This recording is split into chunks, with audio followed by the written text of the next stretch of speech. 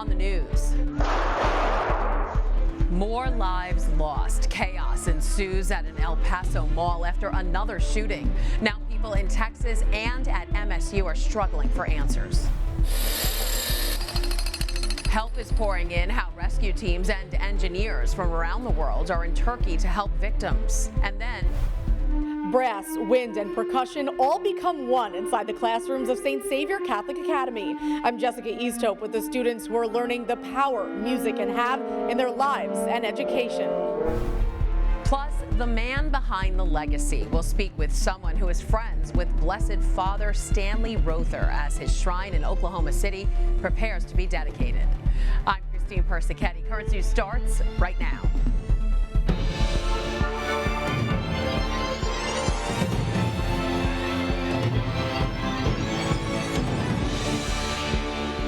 It happened again just 2 days after a gunman went on a rampage at Michigan State University. Another mass shooting, this time at a Texas mall. While police investigate that incident, another vigil was held on the MSU campus. And we honor them and their legacy. MSU students, faculty, staff, and the community honored the memories of Ariel Anderson, Brian Frazier, and Alexandria Werner, who were shot and killed Monday night on campus. Students all across the United States are probably thinking the same thing that I thought, that it probably one day is going to happen to them. I'm here today because I can't just sit there. I need to do something. Someone needs to do something. Run! The Gun Violence Archive defines a mass shooting as an incident where at least 4 people are killed or injured by a gun, not including the suspect. According to the GVA, the MSU tragedy was the 67th mass shooting in the United States this year. We shouldn't have to live like this. We shouldn't have to subconsciously scan every room for an exit. Go through the grim exercise of figuring out who our last call would be to. On the same day as the MSU vigil, Texas police responded to a shooting at the Cella Vista Mall in El Paso. Authorities say at least 1 person is dead, at least 3 others are injured. Preliminary information right now, we have 2 in custody. There is no more danger, and I want to repeat that, there is no more danger to the public. Texas Governor Greg Abbott tweeted that he is offering El Paso officials the full support of the state. That mall in El Paso is actually right next to a Walmart where a shooting in 2019 killed 23 people and left nearly 24 more injured.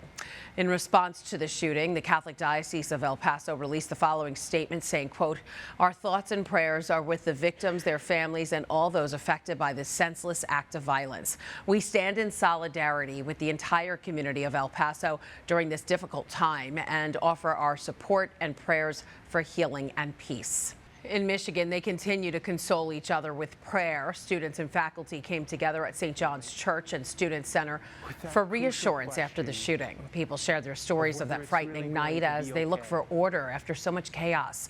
During his homily, Father Peter Ludwig asked people to remember one important aspect. My deepest hope for every single person in this room is not to take away the pain or the suffering. I can't do that. I can't make this better. But I deeply, deeply hope that in this Mass, you encounter the Father's love for you. He then reminded them that our Heavenly Father loves them all. President Joe Biden broke his silence on the Chinese spy balloon, and he let the American people know that he plans to stand up to the communist country. Now, we'll also continue to engage with China, as we have throughout the past 2 weeks.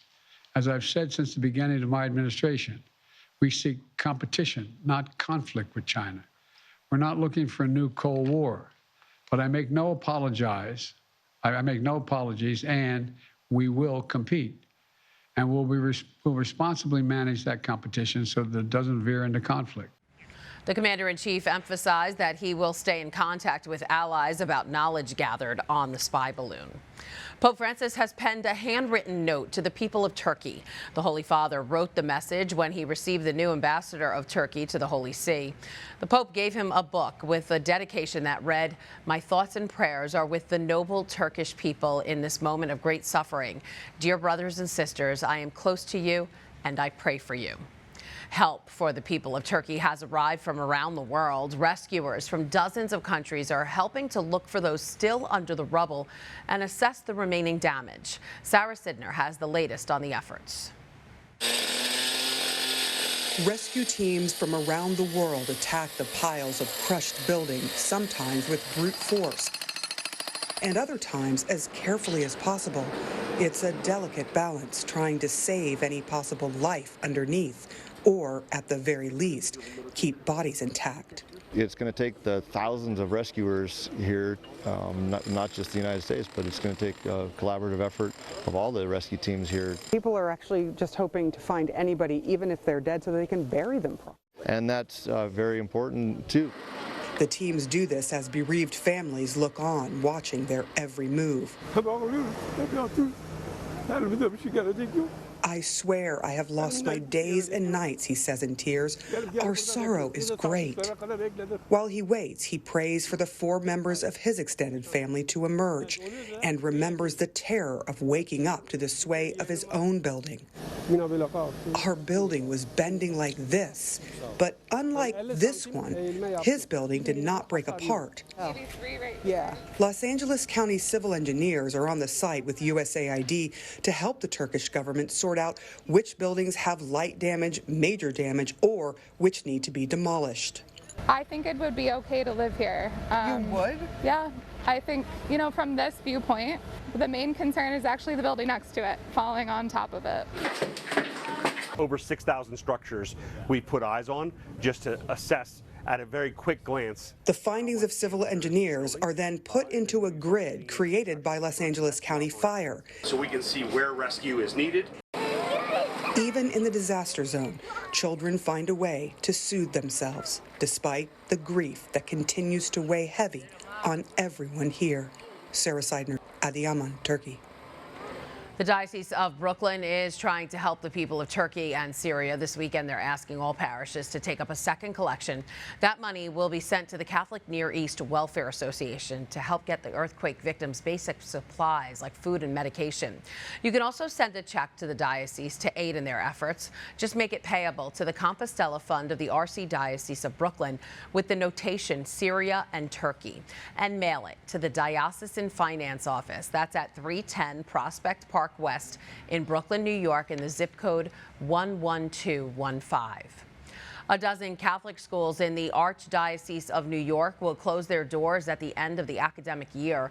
The reason for the shakeup: lower enrollment rates and a shifting in demographics. 6 schools are in the Bronx, the area with the most closures. They are Holy Family School, Immaculate Conception, Santa Maria, St. Angela Merici, St. Brendan's, and St. Margaret Mary School. A few school mergers will also happen there. St. Francis Xavier joins St. Clare of Assisi, and St. Gabriel School will join St. Margaret of Cortona. It's not much better in Manhattan. 5 schools will be shuttered. They are Academy of St. Paul and St. Anne, Ascension School, Guardian Angel School, Immaculate Conception, and Our Lady Queen of Martyrs. Plus, Staten Island will see 1 closure, St. Christopher School.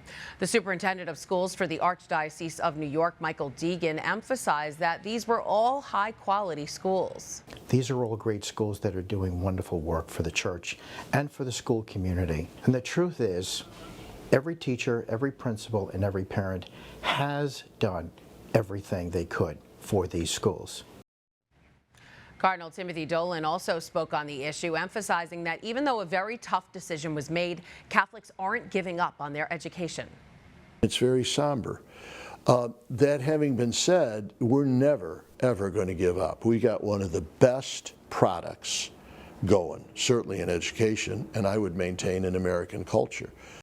He added that Catholic schools in the United States are the envy of the educational world, and that though tough decisions like this are made, even though extremely difficult, it'll strengthen and enhance the Catholic schools New York has to offer. History in the making, and you can be a part of it. Bishops have opened registration for the first National Eucharistic Congress. Around 80,000 people are expected to attend, but if you want to register, you're encouraged to do it ASAP because space is limited. You could sign up for either individual or group tickets for what's being called, quote, a defining moment in our generation. And registering is very easy. Just visit eucharisticcongress.org and click on register to sign yourself up or to be part of a group. Music's in the air around Brooklyn. That's the sound of creativity and the beat of passion. There are some up-and-coming music composers in the Diocese of Brooklyn, and get this, they have yet to even graduate from 8th grade. St. Saviour Catholic Academy's music curriculum requires everyone to participate and create their own music. And as Currents News' Jessica Easthope shows us, some have discovered a sound all their own. Brass, wind, and percussion. Each section has its own sound, but when they're played together inside this classroom at St. Saviour Catholic Academy, the music comes alive. 8th grader Juliana Lozito plays the piano and xylophone in the band and composes her own music. You guys really mess around with note flight and experiment with different notes and chords and different ways to put them together. But Juliana's not unique. Every middle school student is also a composer. At St. Saviour's, it's a requirement. Everybody's got to do the composing. That's like you have to learn how to do math, you have to learn how to do read, and you have to learn how to do music. I think it's sort of a right. Music teacher and band director Ted Stafford started the Young Composers Initiative 9 years ago. In music class, students learn their instruments, sing, and create their own pieces. They compose music for mass and films and write a protest song before the end of the year. The part that's not mandatory is the school's band.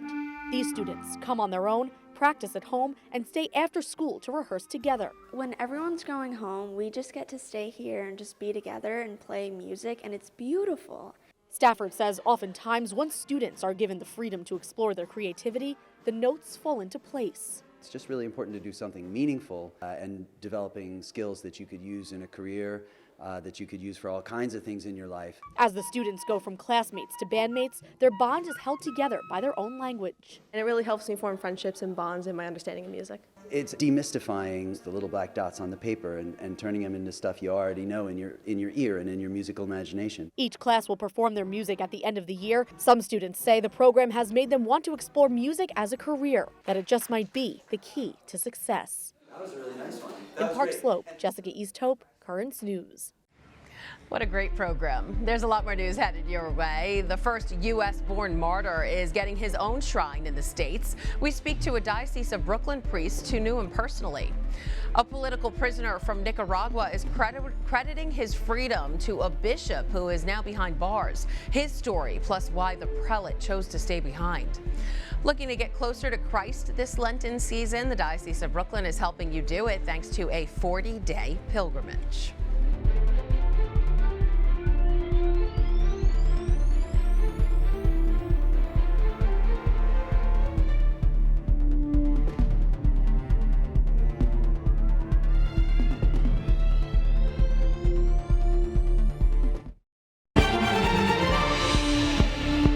A new shrine to the United States' first martyr is being dedicated on Friday. Father Stanley Rother was killed in a small town in Guatemala for defending the rights of his parishioners against the political group at that time.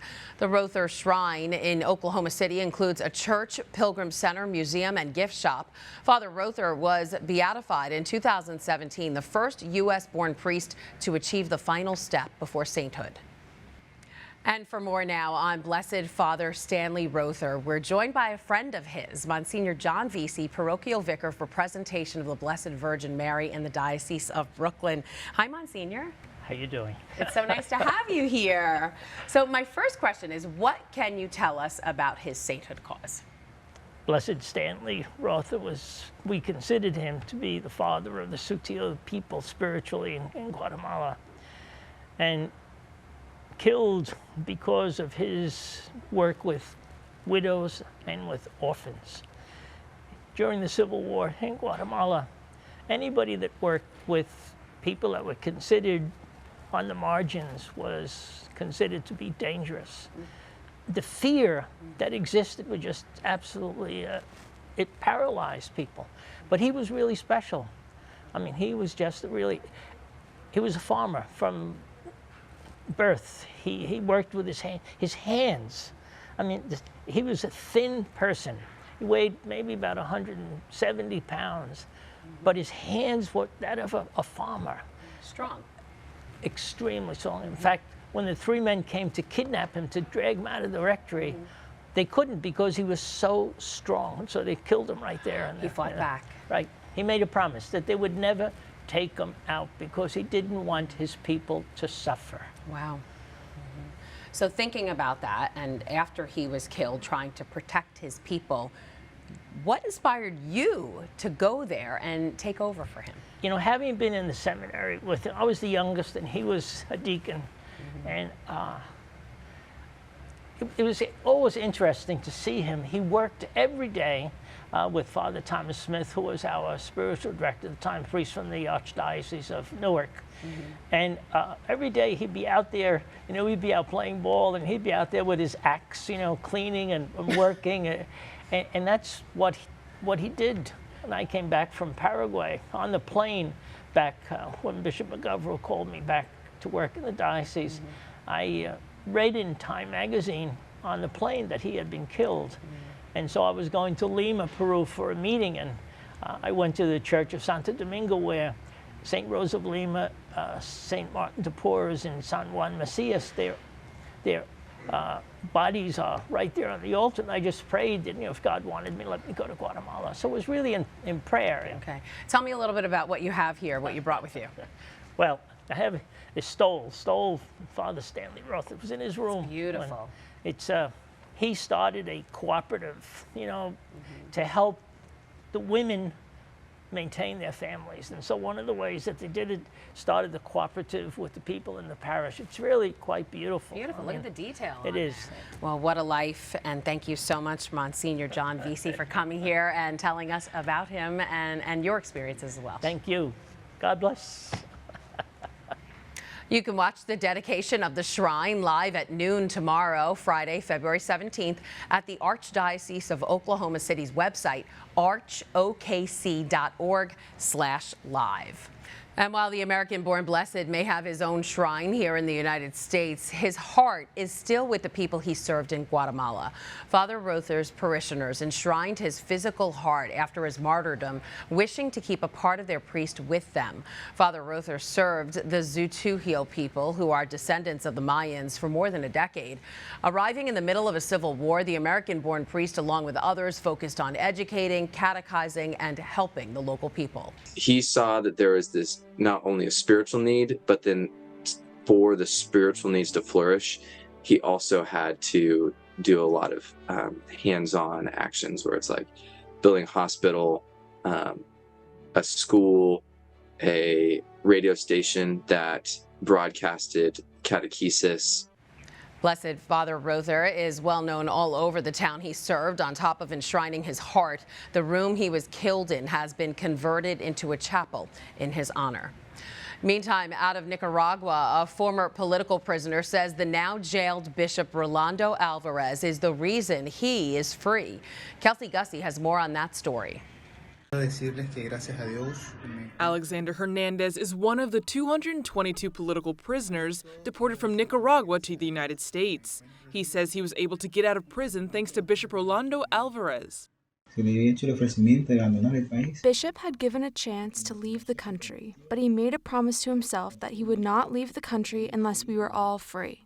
Bishop Alvarez helped others but is still in prison himself. Alexander had hoped that the two would both fly to Washington, D.C., but the bishop remained behind in Nicaragua. I kept an eye on each person boarding the plane, and I was confused when the plane took off and he never got on. It wasn't until we had arrived in the U.S. and we were all reunited that we discovered that Bishop Alvarez had been arrested, tried, and sentenced to over 20 years in prison.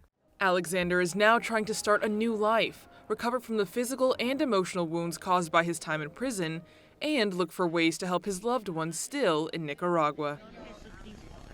That was Kelsey Gussie reporting. The U.S. Commission on International Religious Freedom is urging the U.S. government to call for the immediate release of Bishop Alvarez. He was sentenced to 26 years in prison for treason. Still to come on Currents News, a massive pilgrimage of faith is kicking off this Ash Wednesday. 40 days with more than 40 churches, and the entire Diocese of Brooklyn is taking part. Do you have a story idea or want to share a tip? Email us at newstips@desalesmedia.org or call our 24-hour number 718-517-3122. We'll be right back.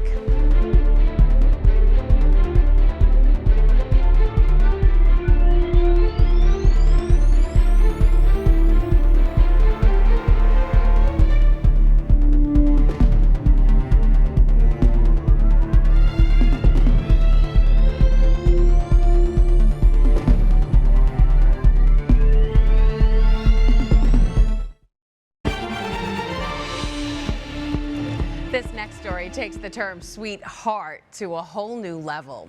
Two people met in the most unconventional way after one of them suffered a heart attack.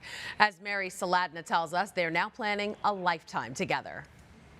I was an active person, and then 3 days later I was bedridden and on life support. Adam Millar admits it was a wake-up call. 4 years ago, when he was 19 in Colorado, pursuing a hockey career, he suddenly came down with what he thought were flu symptoms. It was actually his heart. It had lapsed into atrial fibrillation, which quickly turned into cardiogenic shock. He nearly died, but two small Impella heart pumps, designed and made by Danvers-based Abiomed, saved Adam's life. It's incredible, really incredible technology. It's crazy what kind of just a simple idea of, hey, allowing your heart to rest and recover and let these pumps pump blood throughout your body while it can relax and recover, and then 3 days later your heart's fully back to functioning. A recovered Adam flew to Danvers and did an internship at Abiomed, where he met Casey Mucci, who started 6 months earlier in human resources. His story was very well known around the office, and when he was coming on board, everybody was like, Adam Millar is coming, and I was like, who's this Adam Millar guy? Turns out he'd be the guy who'd pop the question just a couple of short years later. The company that made the device that saved his heart also brought these two hearts together. I'm very, very grateful that I had the opportunity to join this company. Obviously, it led me to Adam and our future, and yeah, I'm very grateful. So is Adam. Now a senior at Northeastern, he lives every day with passion and purpose and gratitude, even about his close call. I mean, it saved my life, brought me to my future wife, and gave me a passion for a career. What an incredible story. That was Mary Saladna reporting. Adam plans to graduate with a mechanical engineering degree. He wants to create the kind of cardiovascular medical devices that saved his life. Good for him. The Diocese of Brooklyn is inviting you on a pilgrimage of faith ahead of Easter Sunday. Starting on Ash Wednesday, people can visit different parishes every day for 40 days, except Sundays, and experience the beauty of the church and the community there. All 22 diocesan deaneries are taking part, and each day will offer people different ways to connect with their faith, including Mass, adorations, confessions, rosaries, and much more. You can read even more about the Lenten pilgrimage in this week's newspaper. The national correspondent for the Tablet and Crux, John Lavenberg, broke it down and spoke to the leaders in charge of it, who gave a deeper analysis of the 40-day pilgrimage. Just pick up a copy of this week's paper to read all about it. And to sign up for updates about the pilgrimage, plus give you resources to help you along the way, just go to dioceseofbrooklyn.org/Lenten pilgrimage. And that is Currents News. I'm Christine Persichetti. Thank you for joining us, because we are putting your faith in the news. Hope to see you again next time.